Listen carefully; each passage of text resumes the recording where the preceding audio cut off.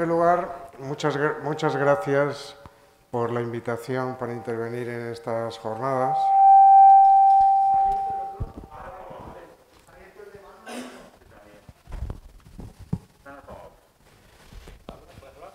Por intervenir en estas jornadas.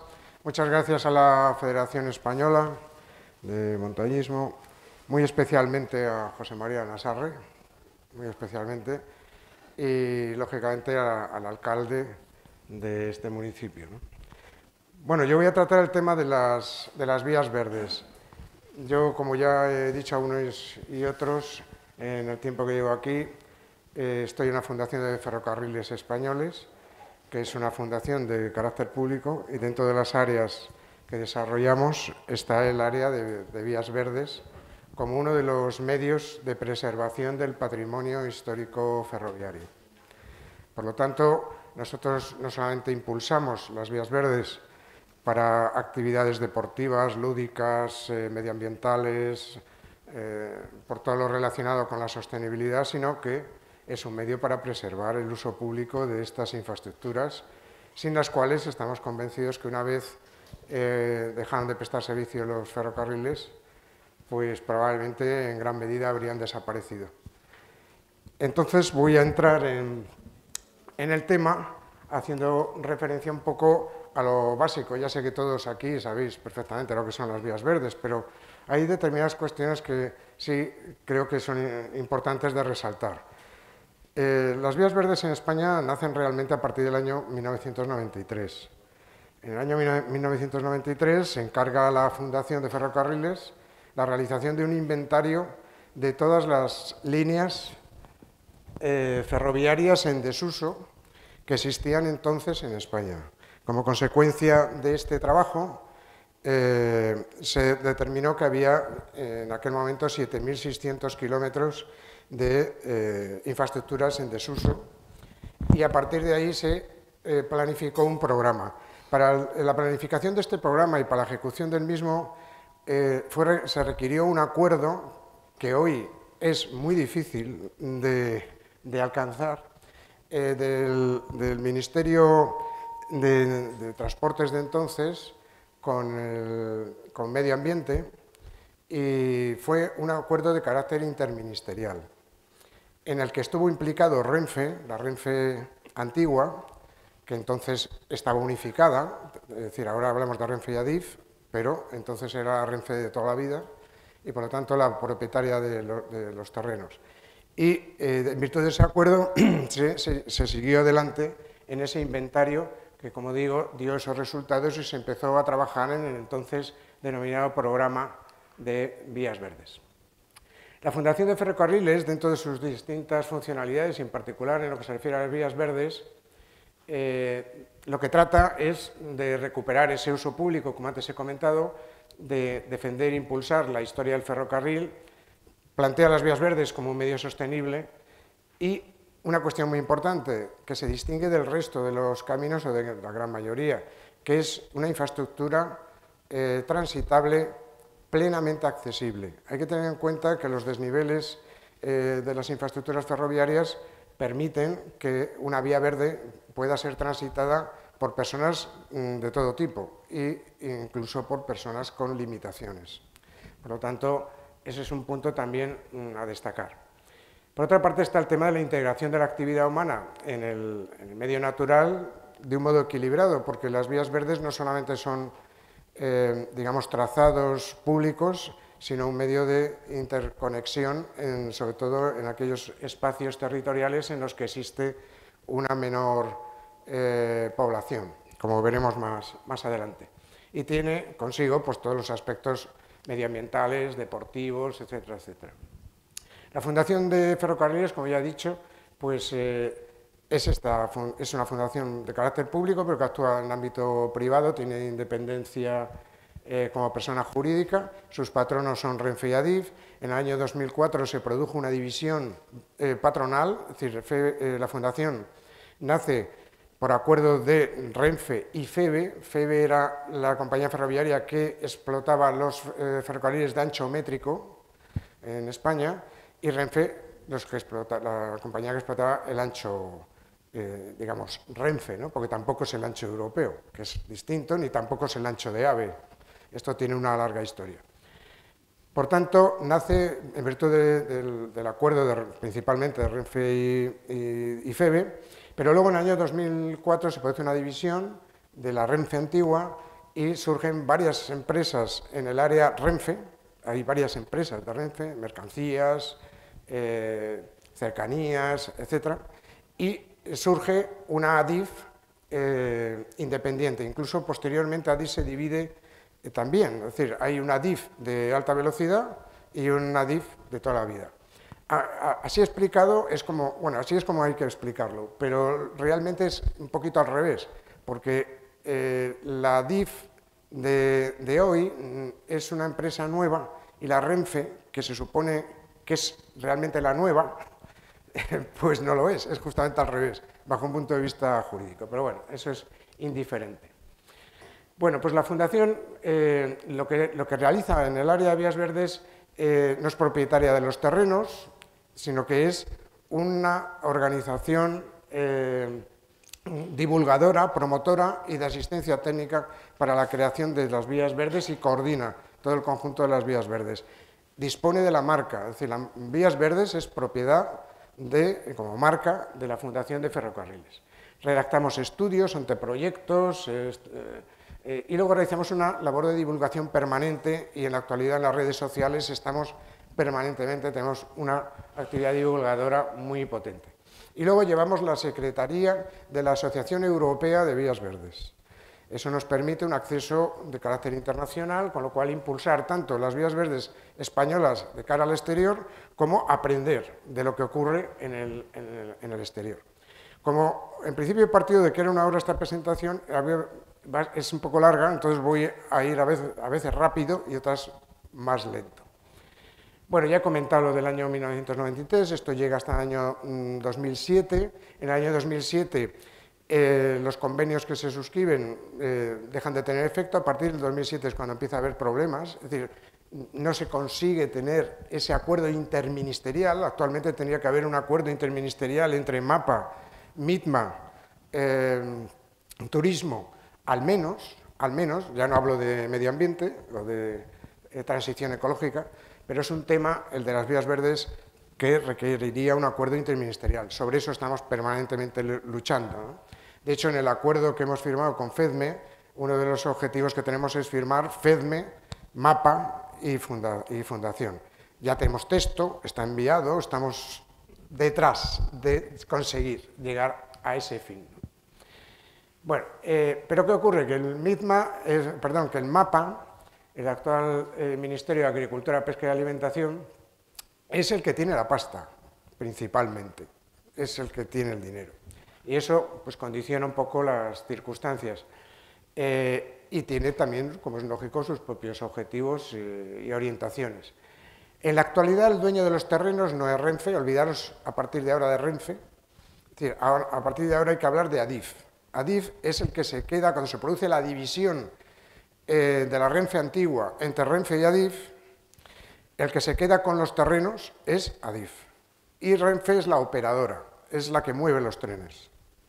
Por lo tanto, el propietario de la gran mayoría de las infraestructuras en las que se encuentran vías verdes es esto, ADIF. Luego, en los procesos de coordinación que nosotros llevamos, tenemos un permanente contacto pues, con los gobiernos regionales, con las diputaciones provinciales, forales, ayuntamientos, mancomunidades, consorcios, en fin, trabajamos de una forma lineal, pero de forma también diferente según de quién se trata, ¿no? Y luego, para la creación de las vías verdes, al menos hay que cumplir tres fases principales. Por una parte, conseguir la disponibilidad de los terrenos. Si no hay terrenos, no hay vía verde. No olvidemos que la vía verde no es otra cosa, bajo un punto de vista de infraestructura, que terrenos del antiguo ferrocarril, ¿eh? Por lo tanto, hay que conseguir la disponibilidad patrimonial, hay que elaborar la redacción de los estudios, proyectos constructivos, y esto tiene fases, porque es frecuente que se nos pida un informe o un proyecto de factibilidad, para ver si es factible o no, y luego se lleven a cabo proyectos intermedios, luego el proyecto constructivo y luego la construcción propiamente de la vía verde. y luego, lógicamente, pues requiere financiación. En la financiación nosotros siempre estamos insistiendo que la financiación no debe de cubrir solo la creación de la vía verde, debe cubrir fases de mantenimiento. Quien da el dinero, si es de ámbito público y si es ministerial o es comunidad autónoma, principalmente si viene de una subvención europea, por ejemplo, es más complejo, pero quien lo tramita o es diputación provincial o es la comunidad, que se contemple que la vía verde va a requerir un mantenimiento. Hemos hablado mucho ya del mantenimiento, siempre estamos con lo mismo, pero el grave problema de las vías verdes, como de la mayor parte de los caminos o sendas o trazas, es el mantenimiento. Luego nosotros planteamos diferentes propuestas en diferentes ámbitos, es decir, nosotros somos unos buscadores de dinero. Estamos buscando dinero para que surjan nuevas vías verdes. Por lo tanto, tenemos un permanente contacto pues, con constructoras, fabricantes y suministradores ferroviarios, energía, con mucha vinculación en la mayor parte de los casos con el ámbito ferroviario, turismo, medio ambiente, transportes. Los porcentajes de distribución económica en España de estos sectores son los que figuro. El sector más significativo es el sector servicios. Entonces, cualquier patrocinio, apoyo, vía de financiación que sea posible, evidentemente peleamos por ella para intentar conseguirla en una parte para poder intervenir nosotros, porque nosotros somos una fundación sin ánimo de lucro, pero para obtener principalmente la financiación de aquellos que quieren hacer una vía verde, porque puede haber muchísimo interés, pero sin dinero no hay vía verde. ¿Cuál es la situación actualmente en España? En España hemos alcanzado ya los 3.200 kilómetros de vías verdes implantadas. Hemos partido de 7.600 kilómetros de líneas de ferrocarril en desuso. Por lo tanto, de todas esas líneas hemos obtenido 3.200 kilómetros, se han configurado 130 itinerarios y otra cosa muy importante, los edificios, para ponerlos a disposición de la vía verde. Hemos conseguido recuperar 117 edificios de ferrocarril que dan servicio de una u otra manera a las vías verdes, sean para alquiler de bicicletas, sea ámbito de hostelería, sea el ámbito que sea. Y esto genera empleo. Por lo tanto, hemos avanzado. Ahora veremos la comparativa en el ámbito europeo y somos muy pequeñitos, pero hemos avanzado. Tenemos 3.200 kilómetros ya de vías verdes.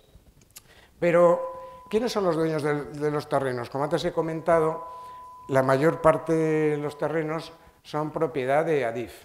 Aquí en este cuadro indico Adif antes Renfe, 33,37%, Adif antes Ministerio de Fomento, y ahora me explico, FEBE, que era el ancho métrico que antes comentaba, y otros.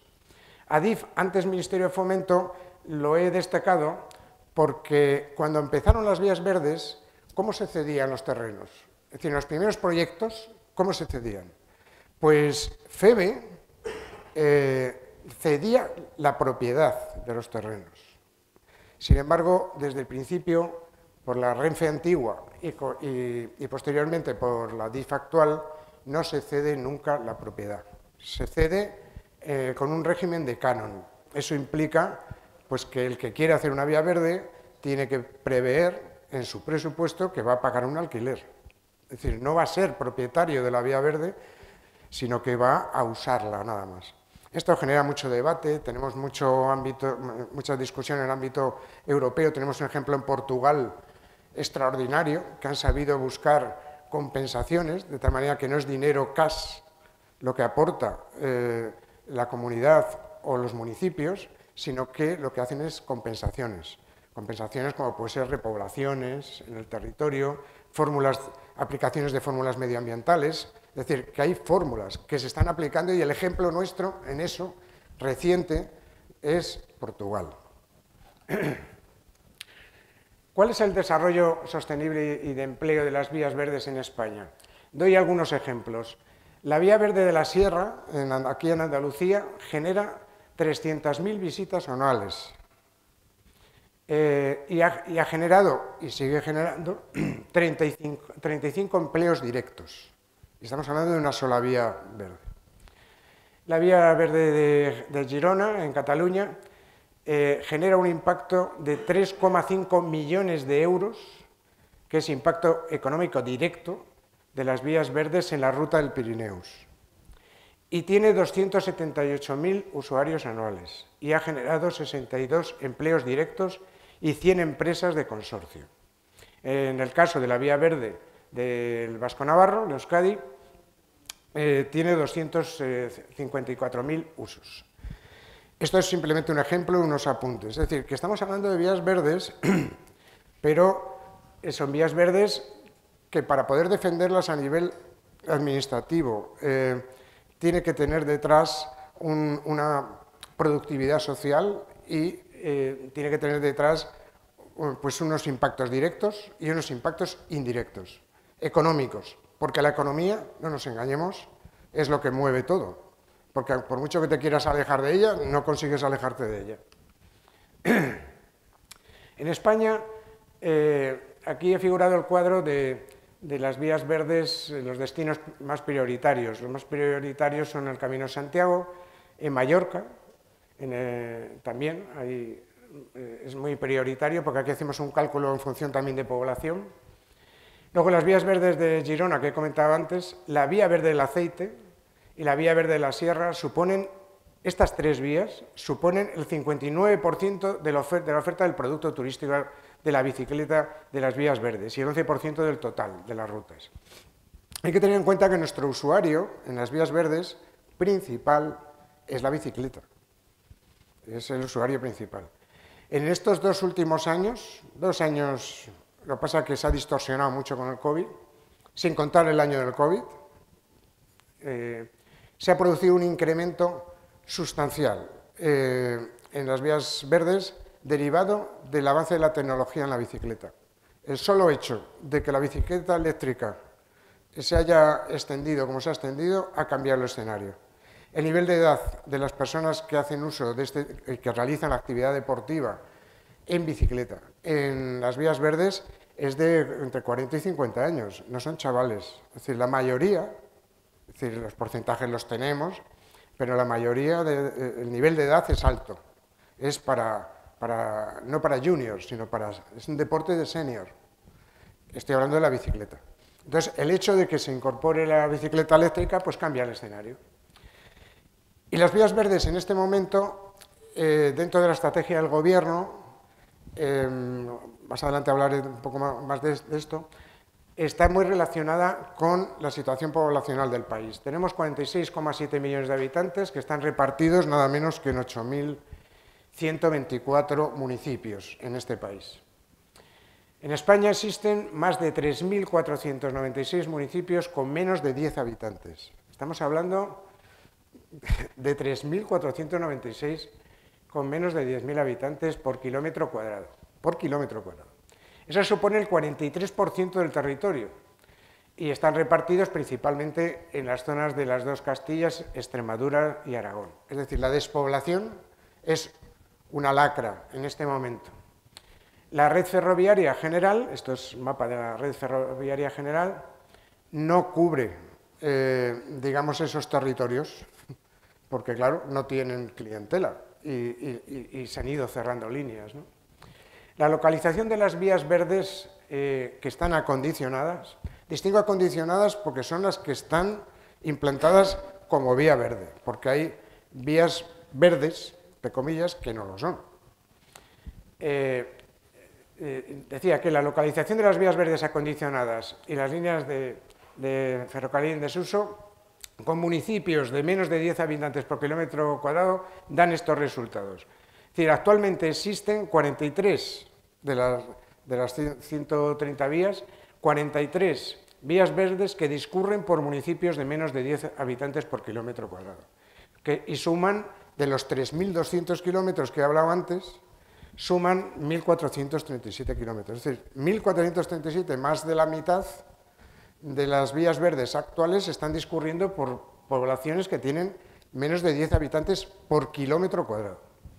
Además, existen 67 tramos de líneas de ferrocarril en desuso, estamos ya hablando de los 7.600 kilómetros, 67 tramos de líneas de ferrocarril en desuso que discurren por municipios de menos de 10 habitantes por kilómetro cuadrado, susceptibles de ser convertidos. Es decir, tenemos otros 3.200 kilómetros de líneas de ferrocarril en desuso que no son al día de hoy vías verdes, que pueden serlo y que afectan a 67 tramos de localidades donde hay menos de 10 habitantes por kilómetro cuadrado. Por lo tanto, mucho puede, y de hecho está aportando la existencia de las vías verdes. Hemos hecho un trabajo de inversión en esa permanente búsqueda de financiaciones y el 70% de las inversiones que se hacen en España de vías verdes, 70,89, se realiza por parte del MAPA. Es decir, el MAPA es el gran inversor en vías verdes. Y luego el 11,85 son las diputaciones y ayuntamientos y el 17,26 son los gobiernos autonómicos. De media, el coste que tiene la creación de una vía verde con todos sus condicionantes es de 35.000 a 50.000 euros por kilómetro de trayecto. Si eso lo comparas con otras infraestructuras, no estamos hablando de GRs, que los costes son infinitamente menores, pero estamos hablando de infraestructuras que en su mayoría están reestructuradas, es decir, tienen, digamos, por entendernos, tienen como el sistema asfáltico, ¿no? Es decir, es un planteamiento diferente, ¿no? Entonces, tienen este coste de media, ¿eh? Luego, el Ministerio del MAPA, la colaboración institucional es fundamental. Hablamos mucho del MAPA, sí, indudablemente el MAPA, pues la potencialidad que tiene es enorme, tanto bajo el punto de vista económico como técnico, pero aquí se requiere un apoyo institucional por parte de las comunidades autónomas, por las diputaciones provinciales y forales y por los más de 700 ayuntamientos, mancomunidades y demás.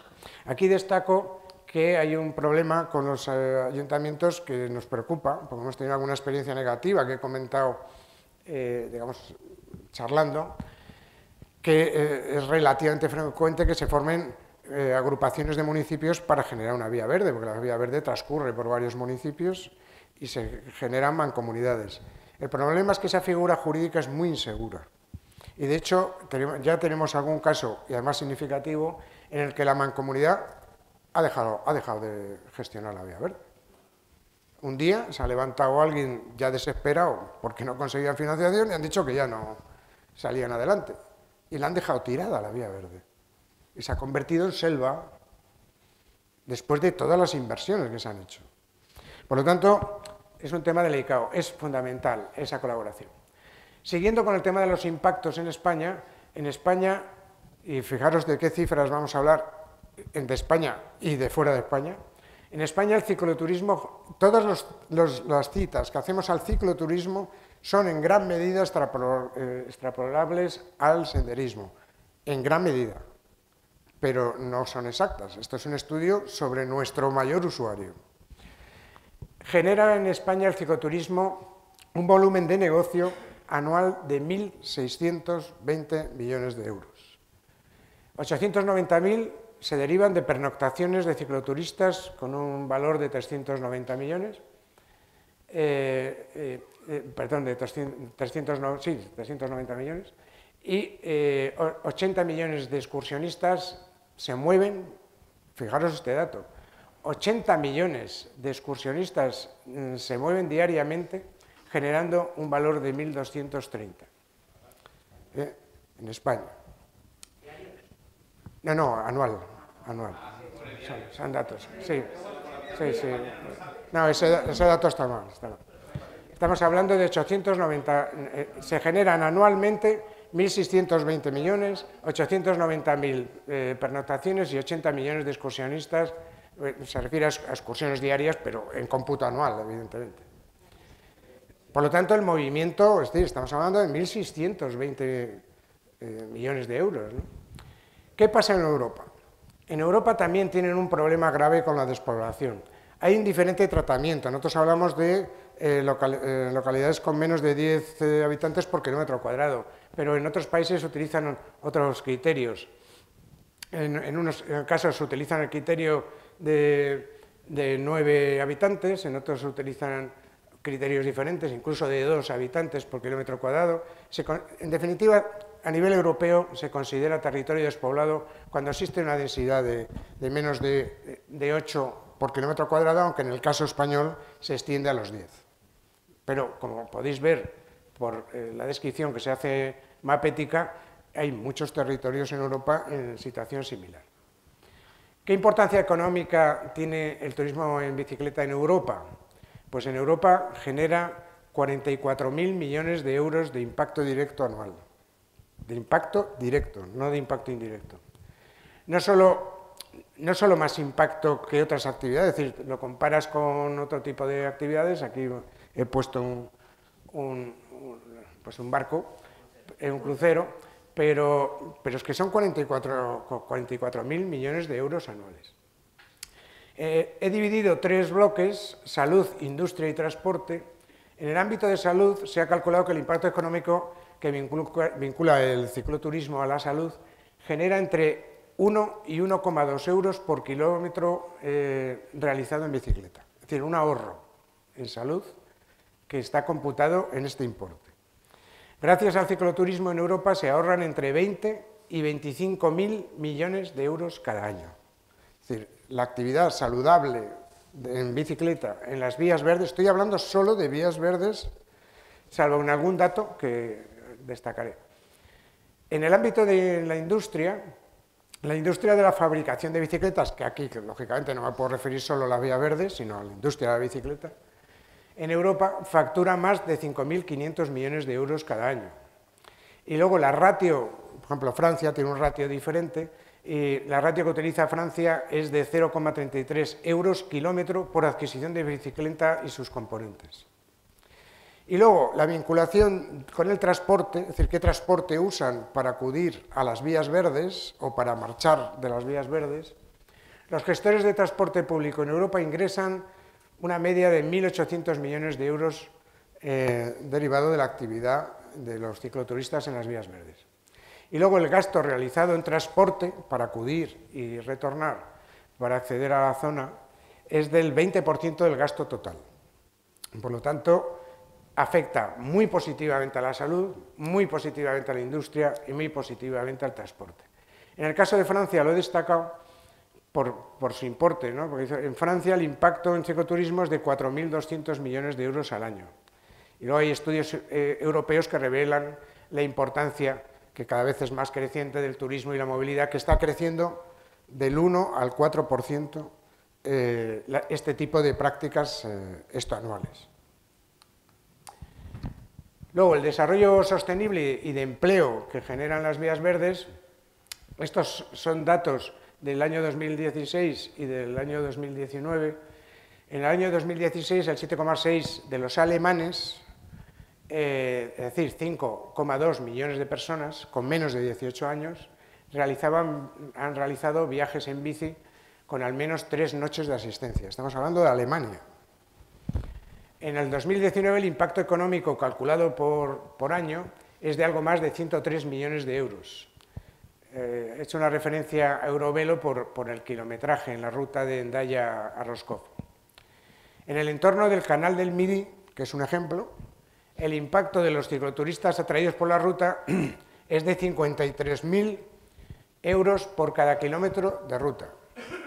En el Tour de Borgoña, en un solo año, cuando se implantó el Tour de Borgoña, en un solo año se amortizó la inversión inicial.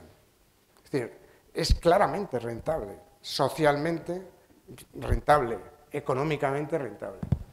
En el año 2020, en Francia, el impacto que ha tenido el cicloturismo es similar al que ya he comentado, que es de 4.200 millones de euros al año. En el ámbito europeo, como veis por este cuadro, los países que tienen implantadas mayor número de infraestructuras de vías verdes son principalmente Suiza, y luego le siguen el Reino Unido, Alemania y Francia. Nosotros ya veis que estamos ahí, pero bueno, estamos creciendo, ¿no? Luego, respecto al desarrollo sostenible, voy a pasarme alguna filmina porque si no, no va a ser muy extenso. El caso de Austria es significativo. Aquí hablo de Austria, de Serbia, de Alemania, es decir, que son algunos casos significativos. De todas maneras, entiendo que la presentación, quien quiera tenerla, pues que se le puede enviar a la gente, ¿no? Luego doy más datos de impacto económico. Los cicloturistas con pernoctación realizan un gasto medio de 57,08 euros, incluyendo el alojamiento, y se sitúa el rango de gasto entre 50 y 70 euros al día. La media de estancia es de 7,7 días, que es la media de estancia, que son muchos días, estoy hablando de Europa, claro. Y el gasto medio de viaje en Europa es de 439 euros. El cicloturismo produce en Europa un impacto económico directo en Europa de 44.000 euros al año. En España, ¿qué impacto produce? Pues produce un impacto de los 1.620 que he comentado. En el caso alemán y el francés son destacados, porque el hecho de que tengan más infraestructura no significa que económicamente sean los que más están ingresando. En el caso de Alemania son 13.000 millones de euros al año. En el caso de Francia, 8.000. En Alemania y Reino Unido, 79% de los viajes, fijaros qué dato, se realizan en 4 meses, entre mayo y agosto. En España tenemos casi todo el año con una climatología envidiable, ¿no? Bueno, en definitiva, las vías verdes está claro que son una estrategia, que en el ámbito europeo está demostrado su eficacia, el ahorro económico que representa, y dentro del marco de la estrategia que tiene el Gobierno en este momento, se implican totalmente las vías verdes en esta estrategia, porque las vías verdes afectan al desarrollo sostenible del medio rural, al tratamiento de los territorios deshabitados, al impulso de la descarbonización.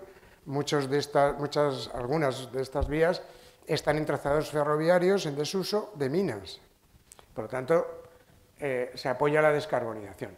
La preservación del patrimonio natural, la biodiversidad, el desarrollo de la ley de cambio climático y transición energética, la movilidad, y luego el plan estratégico de la bicicleta, con el que este año hemos avanzado muchísimo con el mismo.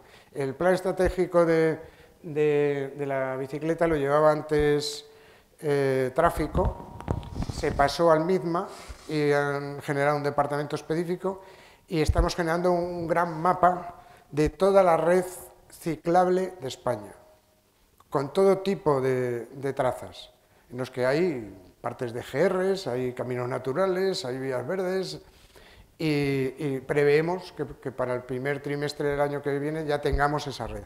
Una de las cosas que estamos peleando en la SARRE es el generar con el mapa un acuerdo para hacer una red integrada en la que esté caminos naturales, vías verdes, GRs, PRs, y que esté integrada. Entonces, eso lo consideramos un gran avance, ¿no?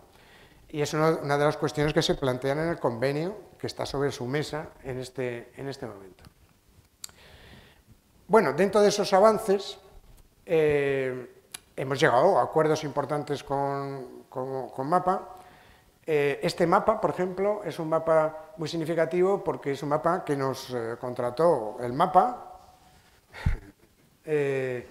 precisamente para integrar caminos naturales y vías verdes. Entonces, este documento, este folleto, este mapa, se ha extendido por todas las redes, en papel, etcétera, etcétera, y es el resultado de las buenas relaciones con el mapa que le ha permitido. Aquí lo que hay que integrar ahora pues son los GRs, los PRs, es lo que hay que integrar.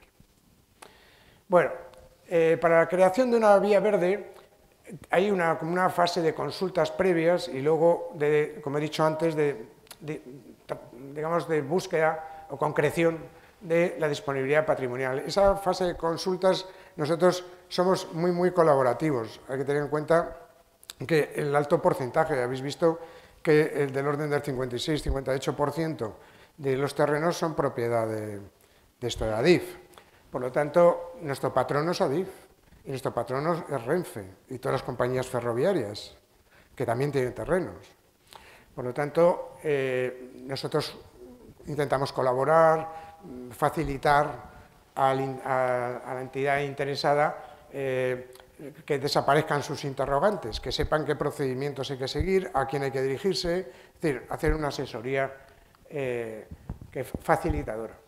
La concepción integral de un proyecto pues, requiere también estos niveles: la puesta en marcha de la infraestructura, la información y promoción y la gestión y mantenimiento. Estos son los tres bloques que, una vez ya se dispone de los terrenos, una vez se construye, pues hay que ponerlo en marcha. Entonces, la puesta en marcha de esa infraestructura tiene una serie de requisitos. La información y promoción es clave en una vía verde, para que la gente vaya a la vía verde y con seguridad, cuestión muy importante. Y luego la dichosa gestión y mantenimiento, que he comentado antes. Bueno, nosotros colgamos mucho de Adif, como digo, pero ¿cuál es la situación? Es decir, Adif es, ya digo, la más importante propietaria de terrenos. Y hay que tener en cuenta que Adif es un organismo público y que está sometido pues, al artículo 103.1 de la Ley 40, la Ley de Función Pública, de régimen jurídico, perdón, y que goza de personalidad jurídica propia. Por lo tanto, es como hablar con la Administración, pero que no es exactamente la Administración. Es decir, es una entidad que tiene personalidad jurídica propia, que está sometida al régimen jurídico del sector público, pero que no es una administración. Por lo tanto, tiene determinadas características propias y personalidad jurídica independiente. Luego, Adif se rige por lo establecido en la Ley 38 de 29 de septiembre del sector ferroviario. Es decir, hay una ley específica del sector ferroviario en la que está integrada Adif, que también establece determinadas delimitaciones respecto a los usos de sus infraestructuras. Y a la Ley 40 que antes he comentado. Y luego tiene un estatuto, es una entidad que tiene su estatuto propio, que fue aprobado en el año 2004, cuando se produjo esa división de la histórica a la que he hecho mención, y por tanto, todo lo que se hable con Adif hay que partir de esas características bajo el punto de vista jurídico. Luego, la regulación de Adif, en defecto de estas normas, se dice expresamente que, vamos, en la Ley 39 del 2015, y en su propio estatuto y en la Ley de régimen jurídico, que Adif actúa como entidad administrativa, como si fuera la administración, si está actuando, ejerciendo potestades administrativas. Que hay algunas actividades que desarrolla Adif, por ejemplo, para la preservación de sus infraestructuras, para desalojar ocupaciones, cuestiones de ese tipo, que sí actúa como si fuera la administración, tiene facultades para poderlo hacer. Entonces tiene esa personalidad independiente, pero al mismo tiempo para determinadas actividades que son aquellas en las que actúa con potestad administrativa explícita, entonces sí se puede considerar una administración. Como ya se han comentado en varias ocasiones en estas jornadas, las trazas ferroviarias en desuso, sean vía verde, porque se ha creado vía verde sobre ellas, o no se ha creado, sino que está ahí, estas infraestructuras están afectadas de las protecciones jurídicas, porque son infraestructuras de dominio público, son inalienables, inembargables e imprescriptibles. No voy a repetir otra vez lo que ya se ha comentado, ¿no? Pero, ¿qué ocurre en Adif? Es decir, en Adif,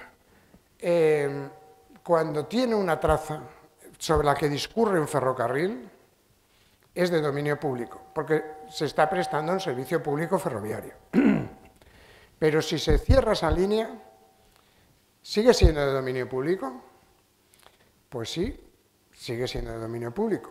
Pero para que por parte de Adif se pueda ceder a una diputación, a una comunidad autónoma, a una mancomunidad, el uso de esa infraestructura para que se implante una vía verde, esa infraestructura no puede ser de dominio público, sino que tiene que pasar a ser de carácter patrimonial de Adif. Entonces, ¿qué hace Adif? Pues Adif hace un proceso interno que está recogido en la Ley de Patrimonio por el que desafecta esa traza, la desafecta, y al desafectarla, manifestando que ya no es necesaria para el uso ferroviario público, y la convierte en patrimonial. A partir del momento, bueno, luego lo comunica evidentemente a Hacienda, que Hacienda lo tiene que aprobar. Entonces, una vez hecha toda esa tramitación, todos esos terrenos que desafecta y que se convierten en patrimoniales, con ellos, a partir de ese momento, ya puede venderlos, si quiere, alquilarlos, hacer lo que estime oportuno. Pero las trazas ferroviarias que son destinadas a vías verdes tienen particularidades, porque, por ejemplo, en el tema de la inembargabilidad,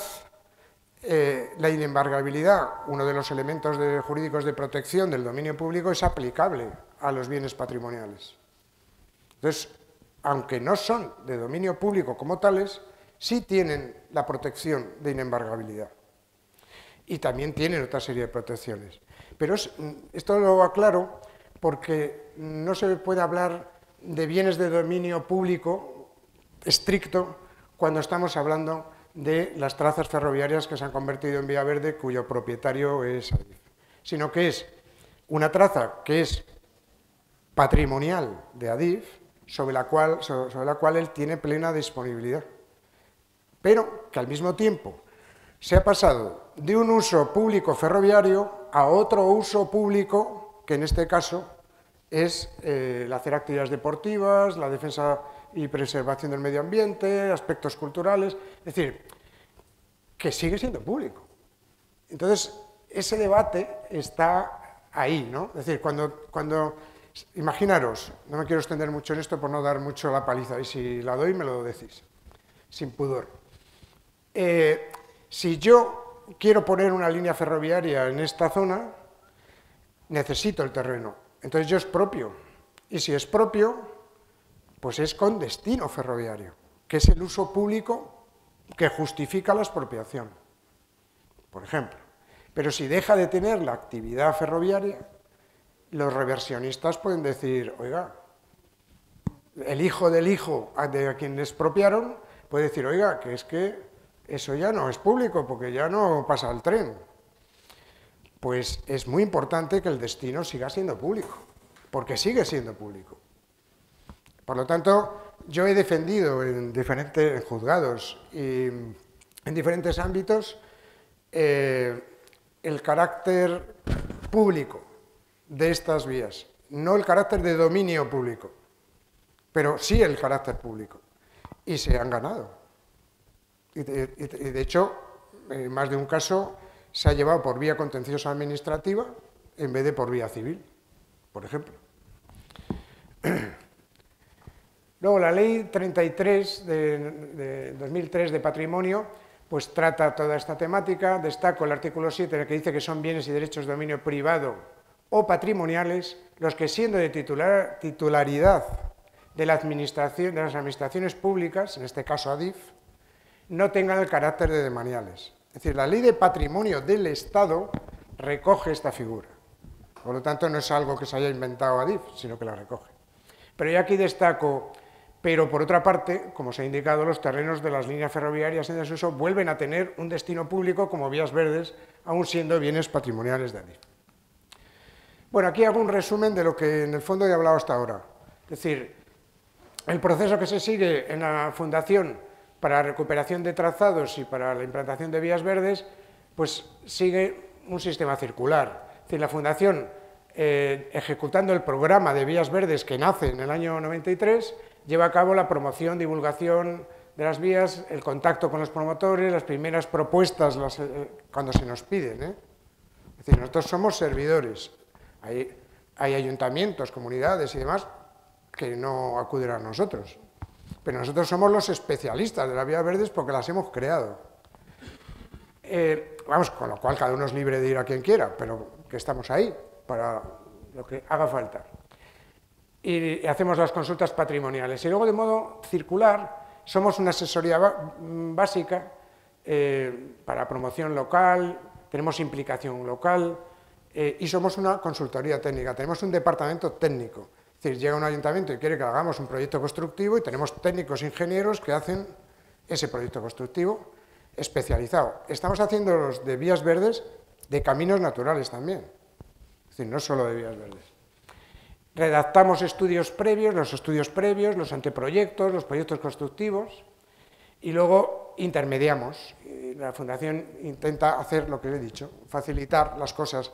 Si estamos hablando de Andalucía y hay que hablar con ADIF, le ponemos en contacto con el responsable de patrimonio de ADIF de Andalucía y le explicamos el proceso y si tenemos que intervenir y colaborar, porque luego cuando vas a ejecutar esos proyectos, lo veremos más adelante, las cosas se complican, porque como bien se ha dicho muchas veces aquí, aunque nosotros tenemos una protección especial, que no es comparable exactamente a los senderos, que son ocupados permanentemente, nosotros al provenir de un trazado ferroviario, las ocupaciones son mucho menores. Pero en cuanto el ferrocarril deja de circular por una determinada zona, pues hay ocupaciones. Y además los ocupantes son privados, sin ninguna duda, pero también son ayuntamientos y diputaciones. Es decir, que como no hay actividad, pues ocupan esos espacios. Entonces nosotros llevamos a cabo en esos proyectos un estudio pormenorizado de los proyectos que quieren ejecutarse y cuando hay procesos de negociación plausibles, los proponemos. Cuando hay que expropiar, proponemos. Y cuando hay que buscar variantes, también. Entonces, hay vías verdes que en determinados puntos, por su complejidad, por su coste procesal, por tema político, porque no se quiere enfrentar ADIF a lo mejor con un ayuntamiento, o el ayuntamiento con ADIF. En fin, la cuestión es que hacemos un estudio pormenorizado, detallado, utilizamos los mapas topográficos, nosotros tenemos una ventaja, que tenemos el mayor archivo histórico ferroviario de España. Nosotros explotamos 2 museos ferroviarios, el mayor museo ferroviario de España está en Madrid, y tenemos el archivo ferroviario y la biblioteca ferroviaria. Entonces tenemos una accesibilidad a la información que no tienen fácilmente otros. Entonces nosotros hacemos un estudio mapético de las trazas. Aquí pongo un ejemplo, pues bueno, de qué estudios se hicieron cuando se creó ese ferrocarril, cómo estaban las titularidades, todo ese proceso. Por lo tanto, hacemos el mapa histórico de la línea. Este ejemplo es el de Camas, en el que hemos trabajado y trabajamos, un histórico, y luego utilizamos las nuevas tecnologías, claro, porque actualmente han cambiado todo el escenario ingenieril, se lo digo yo a los ingenieros, que ya no trabajan como trabajaban, ahora no tiran de plano, es regla, ahora es todo un sistema totalmente diferente. Luego hacemos las consultas cartográfico-catastrales de las líneas de ferrocarril en desuso, entramos en contacto con los catastros y obtenemos toda la información. Y luego la apoyamos con el sistema de información geográfica SIG. Entonces, cuando nosotros hacemos un proyecto, contemplamos muy básicamente, lo he explicado muy básicamente, pero nosotros llevamos a cabo todo este proceso y entonces ya estamos identificando quiénes son los titulares por los que pasa toda la traza, quiénes son los propietarios, qué ocupaciones hay, qué variables puede haber para dar esa continuidad a la vía verde y qué soluciones se pueden proponer. En determinados puntos en los que ya no se trata de una ocupación, sino que se ha producido pues, un hecho natural o que se ha caído un puente o cuestiones de otro orden, proponemos técnicamente las soluciones a adoptar. Entonces, ya nuestro proyecto contempla todas esas variables.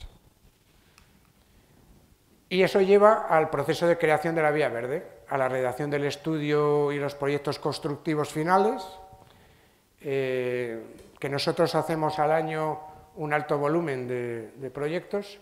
Aquí pongo algún ejemplo, una redacción de estudios, la recuperación de antiguos trazados ferroviarios en desuso, cómo estaba antes de la recuperación, cómo sea... lo que antes hablabas de la basura me hacía mucha gracia, porque es una evidencia, donde hay basura se acumula más basura, eso siempre ocurre. Y luego en todos esos proyectos, en toda esa infraestructura, siempre hablamos de infraestructura no motorizada. Eso genera algún problema, porque algunos ayuntamientos tienen interés en generar una vía verde,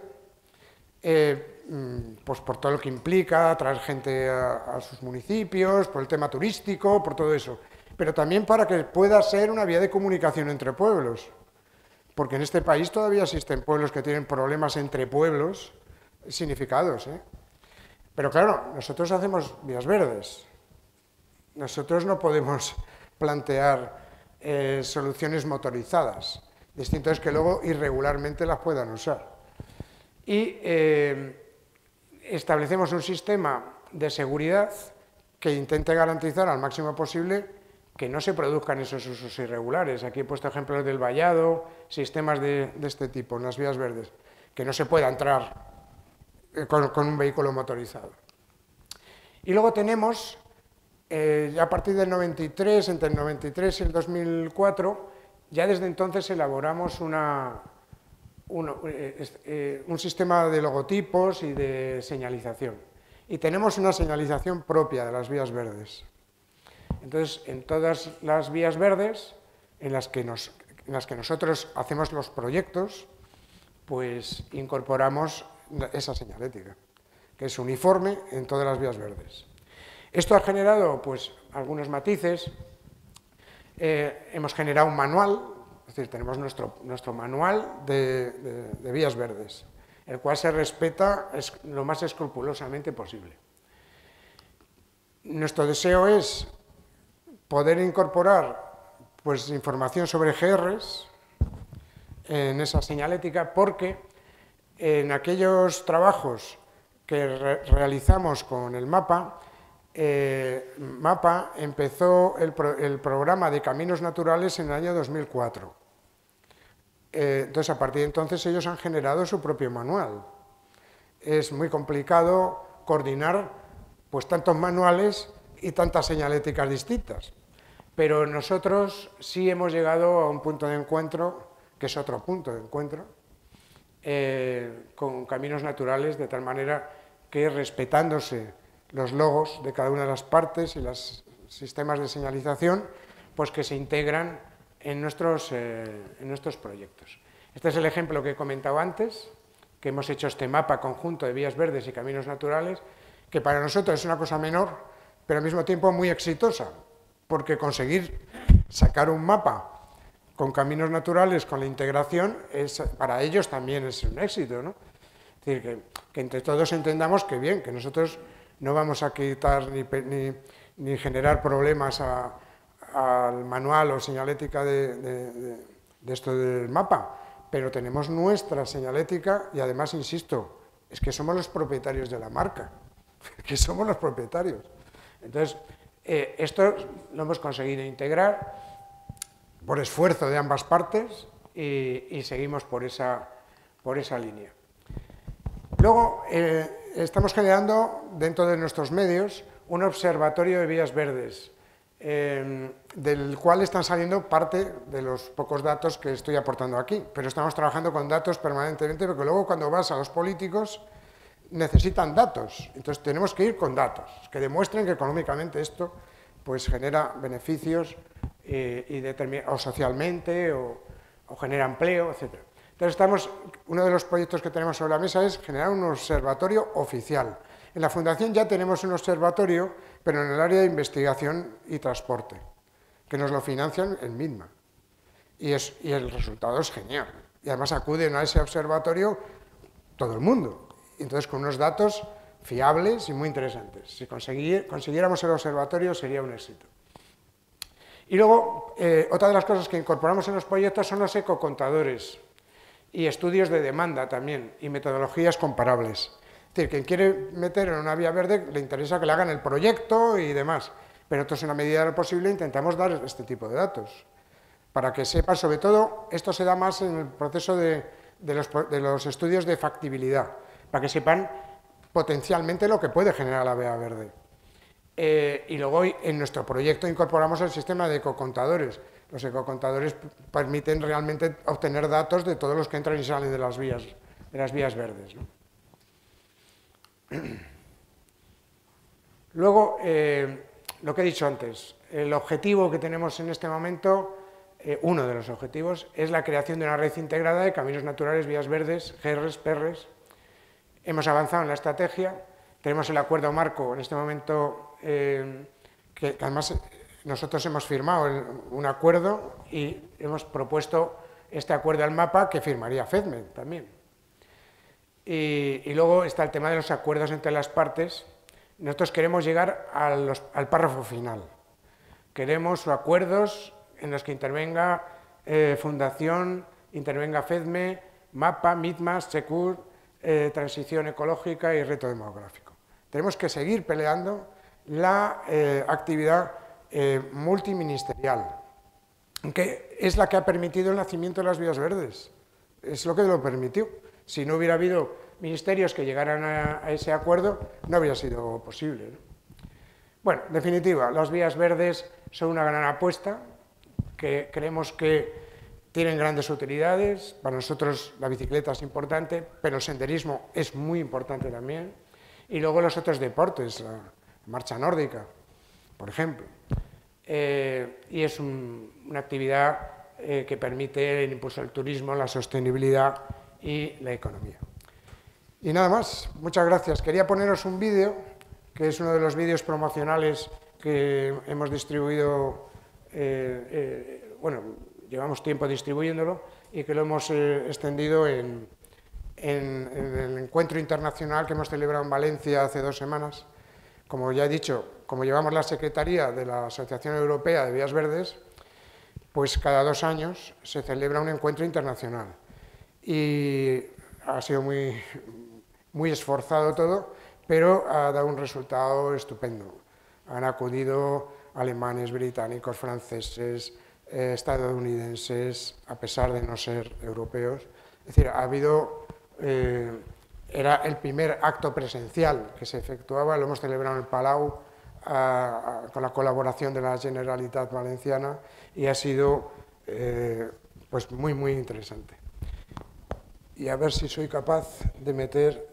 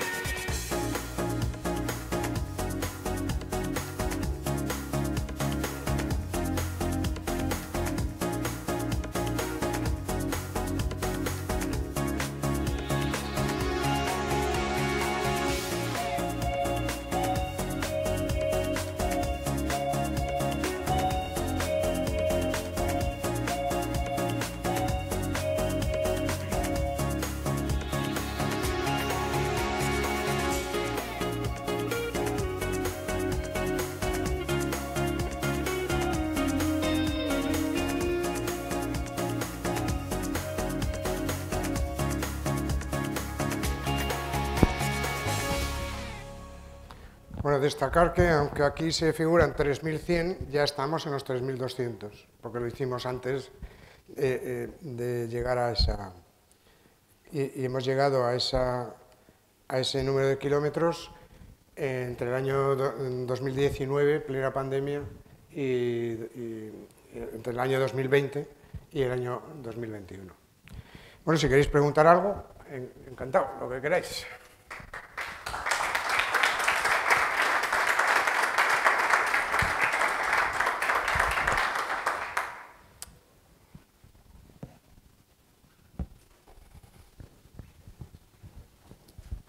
Bueno, yo más que preguntar quería hacer un poquito de historia, porque tal como lo ha comentado Jesús, algunos pues que no estáis al tanto de las relaciones que hemos tenido, pues a lo mejor se ha quedado con lagunas, ¿no?, de todo este proceso.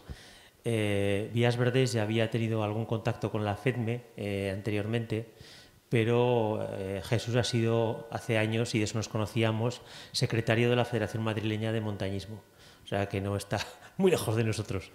Y en un encuentro que tuvimos hace unos años, hace 3 años a 4 años, en Fitur, pues no sé, salió la conversación por qué no firmar un acuerdo y seguir trabajando. Entonces nos pusimos todos en marcha y efectivamente muy pronto firmamos un acuerdo.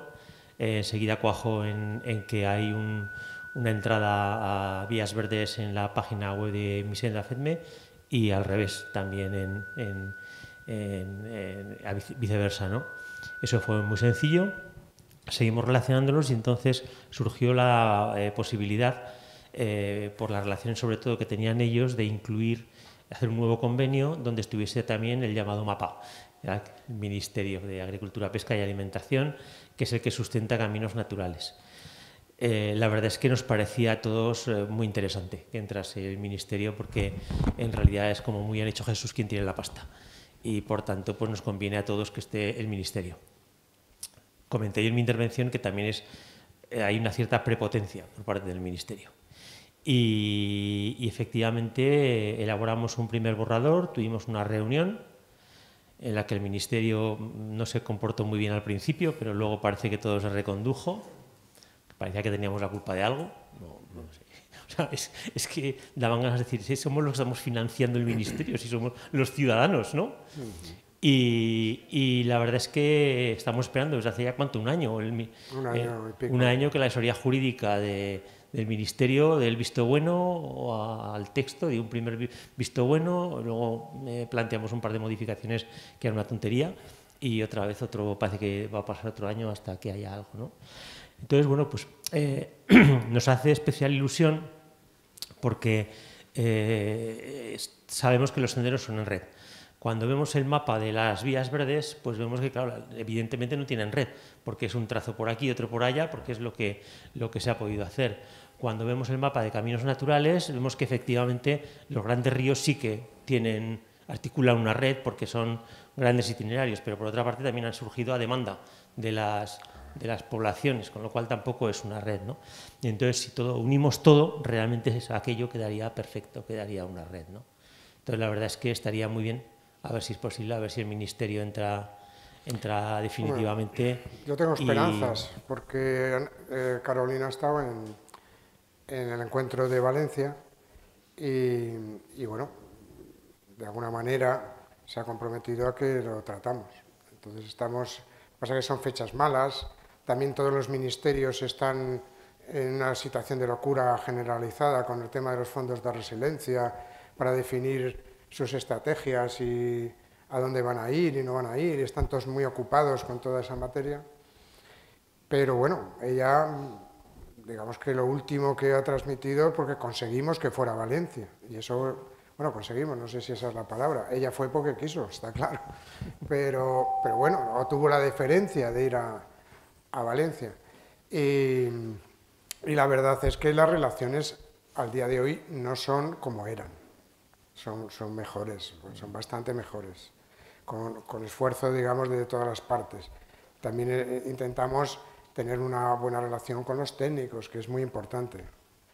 Y yo tengo esperanzas de que en el primer trimestre del año que viene que podamos avanzar en esa línea. Tenemos también sobre la mesa otro tema con turismo, con la Secretaría de Turismo. La Secretaría de Turismo también está en el proceso de elaboración de la estrategia que van a tener y también hay un compromiso. Está en contacto con Ana Muñoz y bueno, está muy sensibilizada, muy interesada con toda esta temática. Y veremos a ver. Es decir, posibilidades en este momento, hay más posibilidades que las que había en el año 2019 antes de la pandemia, porque además ellos han podido comprobar el efecto especial que ha generado esa situación de crisis. Es decir, la gente ha salido al monte, eso es una evidencia. Y la prestación social que dan los caminos naturales, los GRs, las vías verdes, pues está ahí, ¿no? Y nosotros, durante el periodo más duro de las vías verdes, tenemos estadística y se produjo un incremento significativo, porque no se podía ir a ningún lado. Pero las vías verdes, manteniendo las distancias, estando al aire libre, pues la gente iba.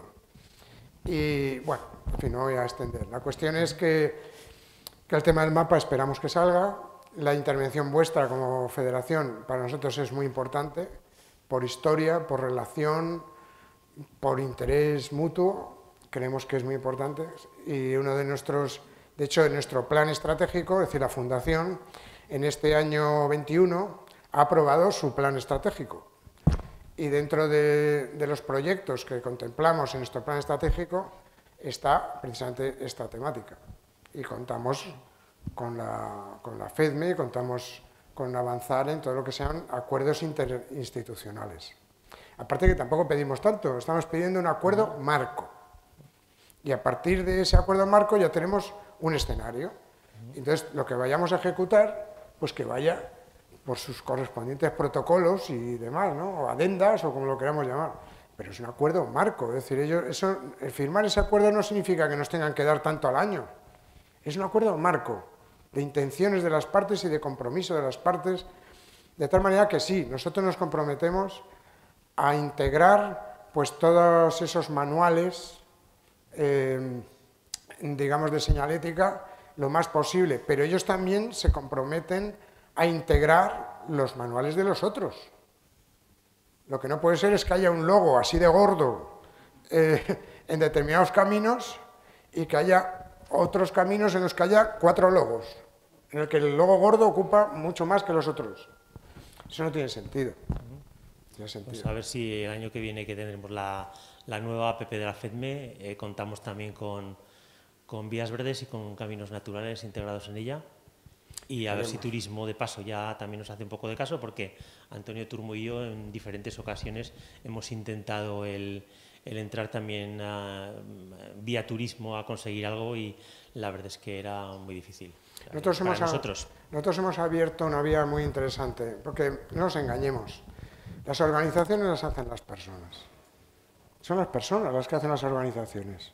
Si hay una persona que tiene sensibilidad, tendrá todos los condicionantes, a lo mejor en ese momento no tiene presupuesto, o tiene determinados problemas de presión política, lo que sea. Pero si tiene sensibilidad, la cosa va poco a poco. Pero si no tiene ninguna sensibilidad y le importa una porra, pues entonces la cosa no funciona, eso es así. Pero en este momento, por ejemplo, en turismo, sí hay pasos que son muy interesantes. Los pasos del MITMA son muy importantes. Es decir, el hecho de que hayamos avanzado en toda esta estrategia son muy importantes. Este año vamos a firmar un convenio con el MITMA por el que la Fundación va a ser la gestora de una subvención dirigida a municipios de menos de 50.000 habitantes. Va a ser la Fundación quien lo va a gestionar, quien va a crear, junto con el Ministerio, como es lógico, las bases reguladoras para impulsar determinadas actividades relacionadas, ya no ni siquiera con vías verdes, sino, en este caso, estoy hablando de red ciclable, todo lo que sea ciclable, desde puestos de alquiler de bicicletas, evitar puntos negros, en fin, estamos trabajando. Entonces, si llegamos a firmar ese convenio, ya tenemos un convenio con el Ministerio de Transportes, que eso ya es importante. Eso seguro que acaba impulsando el del mapa. Y si conseguimos el interministerial, mucho mejor. Y luego, en turismo estamos avanzando mucho también. Lo que pasa es que, claro, es que en este momento uno de los problemas que tenemos es que los fondos que se reciben hay que gastarlos. Y hay un problema, en la jornada alguien ha comentado en algún momento, si es que le sobraba dinero. Es que uno de los problemas que se van a producir es que si no se gestiona bien todos esos fondos, no se va a contratar a la gente, no se van a gastar, se van a perder. Entonces quieren hacer muy bien la estrategia, la quieren hacer muy bien. Bueno, pues para que luego no haya devoluciones, quieren hacerla muy bien. Pero claro, llevamos haciéndolo muy bien todo el año 21. El año 22 es el año en el que ya han empezado a salir convocatorias, ¿eh? Han salido convocatorias de subvenciones en este trimestre y han salido. Pero el año que viene tiene que ser una bomba, tiene que salir muchas convocatorias de subvenciones diversas en diferentes ámbitos, porque tiene que salir. Entonces de ahí tiene que surgir pues un movimiento económico general que se supone que es el de la recuperación, ¿no? Entonces, está turismo, está MAPA, está MITMA, y luego está un área que bueno, hemos intentado tener contactos, pero hay mucha dificultad, porque incluso tenemos contacto con la propia ministra, que es con transición ecológica, pero es que el tema eléctrico y el tema energético, es que para tener la entrada no es fácil, es que eso es tan extenso, es que actualmente, hombre, decirlo así, pues no es apropiado, pero bueno, el Ministerio de Transición Ecológica tendría que llamarse el Ministerio de Energía, porque es que la situación es muy complicada.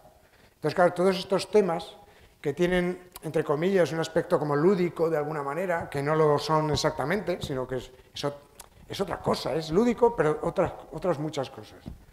Pues entrar en este momento no es tan fácil, pero sí tenemos también contacto. Entonces yo lo que estoy impulsando al máximo posible es un acuerdo ministerial. Estoy apretando en el MAPA, estoy apretando en el MITMA. El que parece que va a salir antes va a ser el MITMA. Entonces cuando salga lo del MITMA, pues vamos al MAPA con el convenio debajo del brazo. Y en cuanto salga cualquier otro convenio de carácter institucional a ese nivel, pues vamos a ir directamente, porque convenios con comunidades, diputaciones y ayuntamientos diversos tenemos muchos. Yo solo quería preguntar una cosa. Una vez habéis hecho la Vía Verde, ¿quién la mantiene? El gestor. El gestor es el que la promueve, el que recibe la financiación y el que paga el canon si es terreno de Adif. Entonces, normalmente suelen ser, si el que ha impulsado la Vía Verde ha sido una mancomunidad de municipios, la mancomunidad, si es la Diputación, si es la comunidad autónoma, la comunidad autónoma. Es el gestor. De hecho, nosotros casi tendríamos que tener una oficina para eso. Recibimos reclamaciones, gente que se ha caído, gente que ha tenido pues, un accidente, no sé, y nos reclaman a nosotros. Y nosotros no somos gestores. Nosotros somos asistentes técnicos y divulgadores, y los dueños de la marca. Pero los responsables de lo que ocurre en la Vía Verde son los gestores. Vamos a ver, solo es un consejo, no es nada más. No pongáis barandillas en las vías verdes. No riaros. Yo he tenido... Se matan. Senderoso. Sí, señor. Hemos tenido varios accidentes mortales, 2. Y accidentes, y hemos ido bastantes a juicios denunciados, entre ellos yo.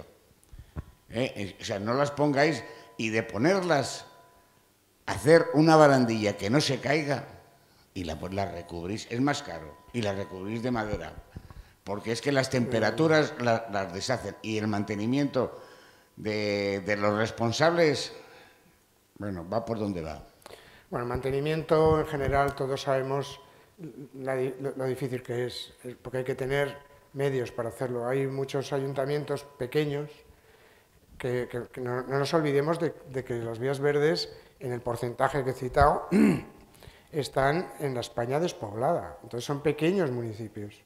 Y esos pequeños municipios a lo mejor tienen pues 2 personas que son las que limpian el municipio, y esas mismas personas son las que desbrozan el tramo de la vía verde de su municipio. Es decir, es complicado, es complicado. Y de todas maneras, nosotros somos como he dicho tantas veces, somos un órgano técnico en ese aspecto.